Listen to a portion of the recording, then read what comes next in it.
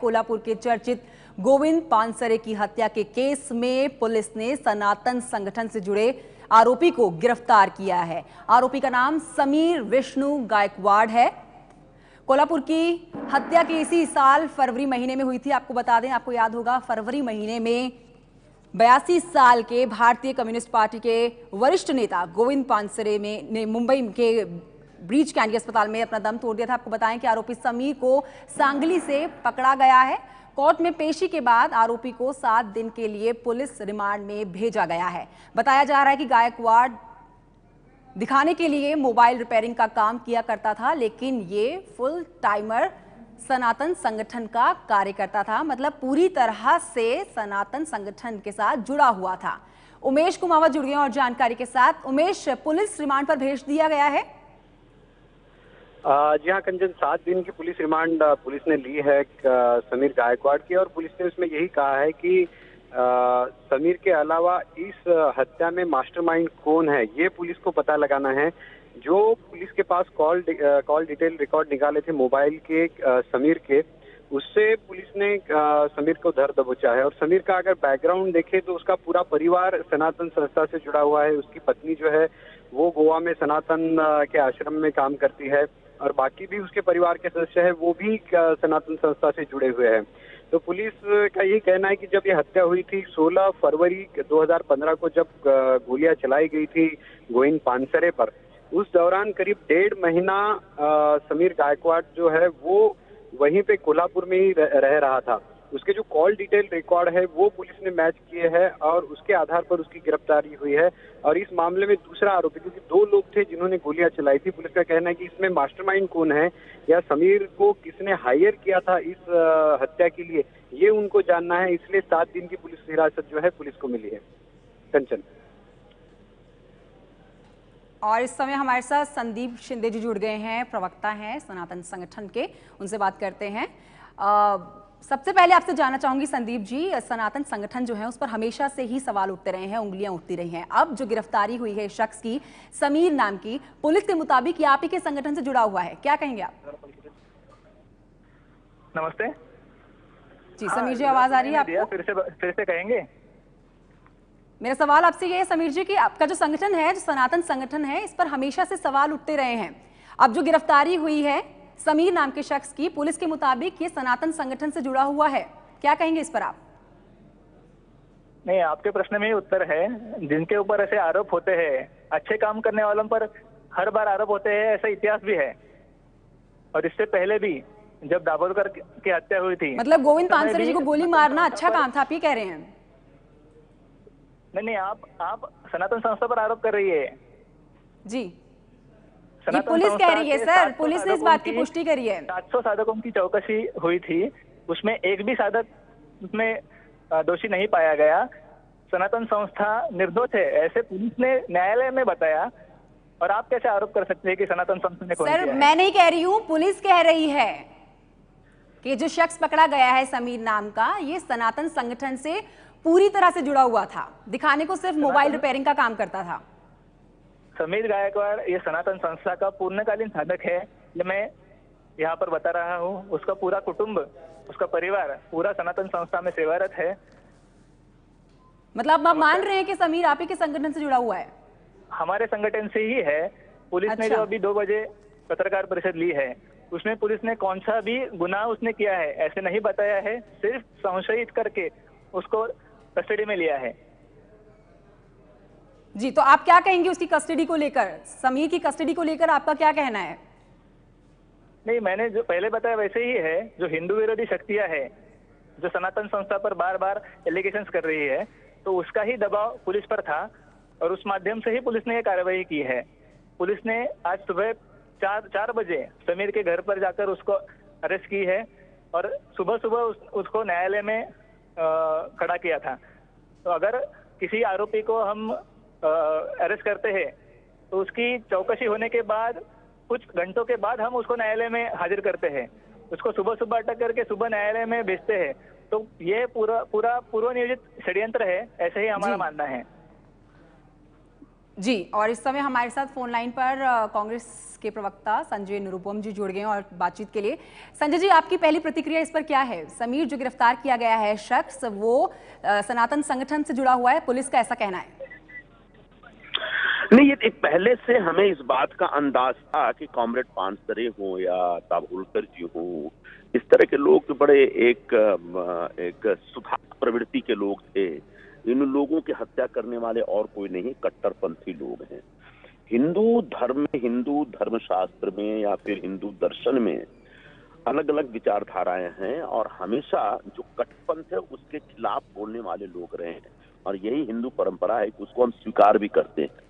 लेकिन जिस तरीके से कुछ नए तत्व हमारे देश में निकल के आए हैं जो कट्टरता के खिलाफ बोलने वालों की हत्या कर तक उतर जाते हैं, मैं उसकी निंदा करता हूं और ऐसे सनातनियों से मैं सनातन संगठन के नाम पे जो हिंदू धर्म को बदनाम करने का काम कर रहे हैं उनसे अपील करूंगा कि हिंदू धर्म में, हिंदू परंपरा में हर प्रकार की विचारधारा, हर प्रकार की अप्रोच का समायोजन होता है और उसको हम स्वीकार करते हैं और साथ साथ जीते हैं।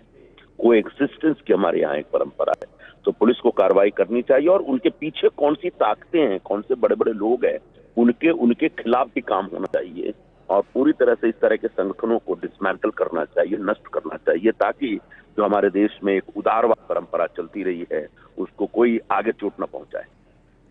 जी, शुक्रिया आपका संजय जी हमसे बात करने के लिए। मुक्ता दाभोलकर जी हमारे साथ जुड़ गए हैं, उनसे बात कर लेते हैं। आपको बता दें कि उनके पिताजी भी इसी तरह से आगे बढ़ते थे, अंधविश्वास के खिलाफ लड़ाई करते थे, जिनको मार दिया गया था। मुक्ता जी, आपसे बात करना चाहूंगी, आपसे आपकी पहली प्रतिक्रिया लेना चाहूंगी। आप क्या कहेंगे, गिरफ्तारी हुई है समीर नाम के शख्स की? देखिए, कॉमरेड पानसरे की हत्या हुई इस 7 महीने पूरे हो रहे हैं इस 30 तारीख को। तो इन 7 महीनों में कोई भी सुराग नहीं था, ऐसे कहा जा रहा था। पुलिस ने किसी को भी अरेस्ट नहीं किया था। तो हम देखते हैं ऐसा कि आज का ये अरेस्ट एक महत्वपूर्ण जेस्चर है पुलिस की तरफ से, क्योंकि एक संगठन का नाम भी लिया है पुलिस ने और ऐसे वेट करने के बाद एक अरेस्ट किया जाता है, उसमें कुछ न कुछ तो सुराग इस बात में जरूर है, इसीलिए ये अरेस्ट हुआ है। और कोर्ट में जब ये पेश किया गया तो 7 दिन की पुलिस कस्टडी मिली है। तो ये तो जाहिर है कि कोर्ट ने भी उस जो सुराग मिला है तो उसको उस पर विश्वास किया है। तो मेरे ख्याल से ये एक अच्छी बात आई है उभर के सामने और कुछ न कुछ हो रहा है। ये जो अपने के मन की बात, अपने मन से जो कहने की अपना हक है, अपनी फ्रीडम ऑफ एक्सप्रेशन है या अपना इंटरवेंशन करने का तरीका है, इस सभी को लेकर जो प्रॉब्लम खड़े किए जा रहे हैं इन हत्याओं के जरिए, तो इसको कोई रिलीफ मिलने की आशा इस चीज से हमें नजर आ रही है। और ऐसे लगता है कि अगर कॉमरेड पानसरे की हत्या की उकल हो जाए तो कलबुर्गी और डॉक्टर नरेंद्र दाभोलकर की हत्या की भी उकल होने का रास्ता इससे उतर के आएगा। एक बोलनी बहुत जरूरी है कि ये हत्या की उकल होना बहुत ही जरूरी इसलिए है क्योंकि डॉक्टर नरेंद्र दाभोलकर की हत्या की उकल नहीं हुई, इसके वजह से आगे के 2 कत्ल हो गए हैं। शुक्रिया आपका मुक्ता जी हमसे बात करने के लिए। एबीपी न्यूज के तमाम दर्शकों को बता दें कि इसी साल 16 फरवरी को 82 साल के गोविंद पानसरे की उनके ही घर के बाहर उनकी पत्नी को 2 अज्ञात हमलावरों ने गोली मार दी थी और आज गिरफ्तारी की गई है इस पर समीर नाम के शख्स की।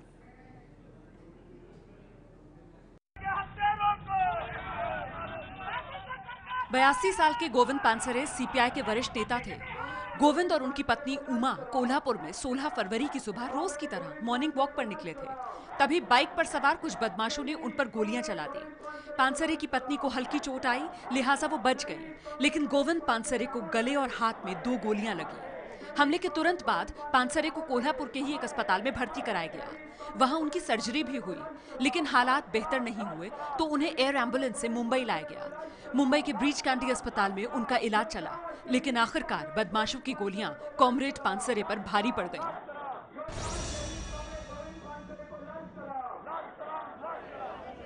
पानसरे की हत्या की वजहों को लेकर चल रही कई थियरीज में पहली थियरी उनका कट्टर हिंदुत्व का विरोध बताया जा रहा है। महात्मा गांधी के हत्यारे नाथूराम गोडसे को लेकर पानसरे तीखी टिप्पणी कर चुके हैं। साथ ही गोविंद पानसरे ने शिवाजी पर एक किताब लिखी थी। किताब में उन्होंने शिवाजी के जीवन से जुड़ी कुछ बातों की आलोचना की थी।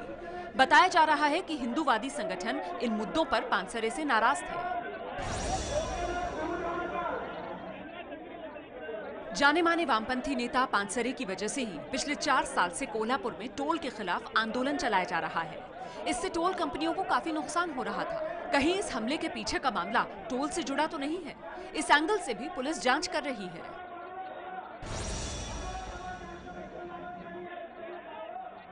पानसरे अंधविश्वास के खिलाफ लड़ाई के लिए जाने जाने वाले डॉक्टर नरेंद्र दाभोलकर के समर्थक थे। अंधविश्वास के खिलाफ बोलना भी पानसरे की हत्या की वजह हो सकता है। और इस समय हमारे साथ गोविंद पानसरे की बेटी मेधा पानसरे जुड़ गई हैं बातचीत के लिए। मेधा जी, सबसे पहले आपका स्वागत है एबीपी न्यूज़ पर। आपसे जानना चाहूंगी, 2 हमलावर थे जिन्होंने गोली मारी थी आपके माता पिता को, और एक की गिरफ्तारी अब कर ली गई है जिसका नाम समीर है। लेकिन मेरा सवाल आपसे यह है कि आपको भी कुछ ऐसा शक था कि वो सनातन संगठन से जुड़े हो सकते हैं आरोपी? जब से कॉमरेड पानसरे का खून हो गया है तभी से हम लोग ये कह रहे थे कि कॉमरेड पानसरे की कोई पर्सनल राइवरी किसी से भी नहीं थी। उनकी जिंदगी पूरी ट्रांसपेरेंट थी और उनका पब्लिक लाइफ में वो जो कुछ भी थे वो सबको मालूम था। तो हमारा ये कहना था कि उनके जो कोई भी जिसने भी ये किया है वो उनके वैचारिक शत्रु है और किसी स्पेसिफिक आइडियोलॉजी से जुड़े हैं और ये लोग हो सकते हैं, ऐसा हमने बहुत बार कहा था। तो अभी मुझे लगता है कि ये ऐसे लोग हैं जो हिंसा करते हैं। अगर किसी से वैचारिक मतभेद हो तो उसका सामना वैचारिकता से करने के बजाय हिंसा से करते हो। तो इस एक स्पेसिफिक आइडियोलॉजी से जुड़े ये लोग हैं। जी मेधा, आप पुलिस की कार्रवाई से संतुष्ट है? अभी एक की गिरफ्तारी हुई है।